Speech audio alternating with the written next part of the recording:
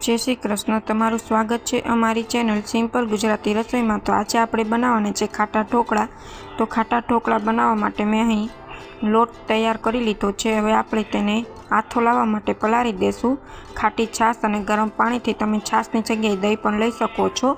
गरम पाणी लेवानुं छे जेथी आथो छे ते सरस आवी जाय। तो अहीं मैं पलाळीने राखी दीधुं छे। हवे आपणे 8 कलाक सुधी मूकी दीधुं। 8 कलाक थई गई छे। तमे जोई शको छो आथो सरस रीतना आवी गयो छे।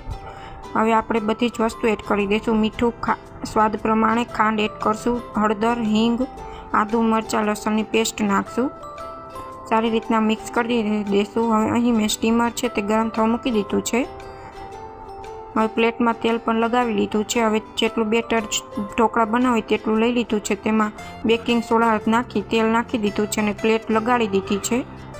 તો અહીં ઢોકળા બનીને રેડી છે। ફૂલ રેસીપી જોવી તો યુટ્યુબમાં અમારી ચેનલ પર વિઝિટ કરો।